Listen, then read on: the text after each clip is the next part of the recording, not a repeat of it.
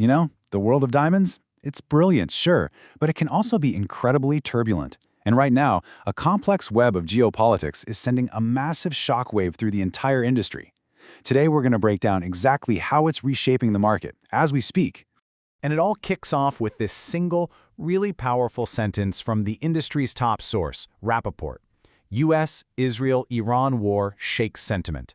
And look, this isn't just some background noise. This is the main event. It's what's fundamentally changing how diamonds move around the globe. So that really brings us to the big question for this whole explainer. How on earth can a conflict thousands of miles away have such a direct and, frankly, dramatic impact on a gemstone? The answer, well, it's pretty fascinating. Okay, so to really get a grip on why prices are going haywire, we've got to start with the physical supply chain. Because as you're about to see, the global trade in diamonds is, well, basically grinding to a halt. And wow, the disruption is immediate. It's serious.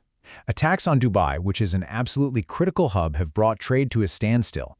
For all intents and purposes, the diamond exchanges in both Dubai and Israel are closed. This means imports and exports are frozen, which in turn forces major auctions for rough diamonds to pack up and move to Antwerp. And you feel that ripple effect as far away as Hong Kong, where the absence of those key Middle Eastern buyers is impossible to ignore. So the physical trade is completely gridlocked. But here's the twist. The economic impact. It's not what you'd think. It's not just a simple downturn across the board. What we're actually seeing is this. Kind of a tale of two very different diamond markets. The industry is splitting right down the middle, and not all diamonds are being treated the same. Okay, so to actually see this split, we have to look at the numbers. And in the diamond world, the absolute gold standard for data is the Rapaport Diamond Price List, or RAPI. Just think of it like the S&P 500 but for diamonds. It's the benchmark everyone in the industry uses. Now, what's so interesting here is the clear split you can see in the February numbers. Just check this out. The price for a standard 1-carat diamond, it actually fell by 1.3%. But at the exact same time, prices for smaller, half-carat stones and, this is the important part, for big 3-carat plus diamonds are going up. So you can see it right there. The market is totally favoring the very large and the more accessible, leaving the middle ground to weaken. But wait, the story gets even more specific. It's not just about how big the diamond is anymore. In this new market reality, the actual shape of the stone is becoming a huge factor in its value. And this chart, wow, it just lays it all out perfectly. It's basically a report card for what we call fancy shapes. Right now, it's all about elongated shapes. The marquise cut, it's now the most expensive fancy shape you can get. Long cushions are selling for a staggering 20 to 25% premium over the square ones. But on the flip side, what about the princess cut that used to be so popular? It's now considered weak, it's just out of favor, it's all about specifics. All right, so let's pull back and take a look at the bigger picture. We're going to take a quick tour of the world's major diamond centers to see exactly how these trends are playing out on the ground. Okay, first stop, the United States. It's the world's biggest consumer market, and right now the vibe is steady, but, seasonally quiet. And what's happening here? Well, it lines up perfectly with the data we just looked at. There's good interest, but it's very specific. Stones that are 2 carats and bigger with high-quality color and clarity. Retailers are snapping up both round cuts and those long, fancy shapes that are pulling in those big premiums. Okay, now we're jumping right into the geographic heart of this whole thing, Israel. They are, quite literally, at the epicenter. And here, you've got to understand, the diamond business isn't just dealing with economic problems. It's facing a direct physical threat.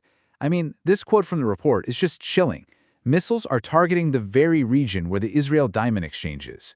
The exchange is only open for essential services. Business is a very distant second to just staying safe. So from there, let's head over to India. And India is the manufacturing engine of this industry, right? We're talking over 90% of the world's diamonds get cut and polished here. But the mood?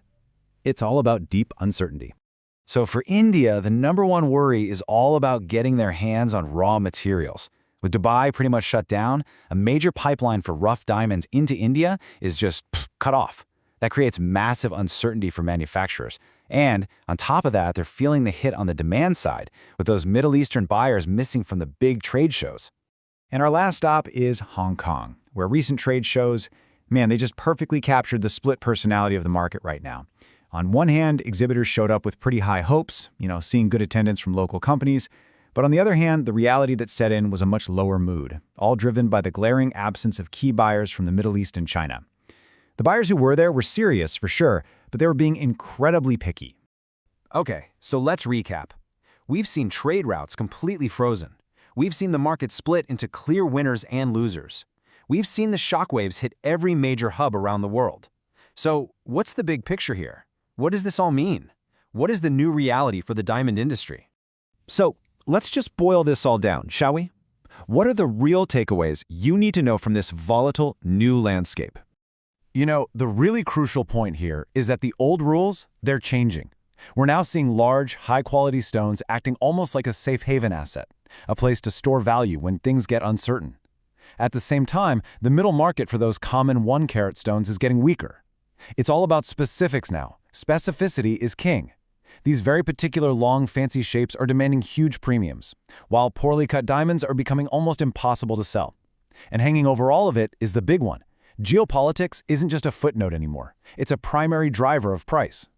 And all of this, it kind of leaves us with one final, big question to chew on. As the world gets more and more volatile, the market itself is telling us that not all brilliance is valued equally. It really makes you wonder, doesn't it? In a world like this, what is the true price of brilliance?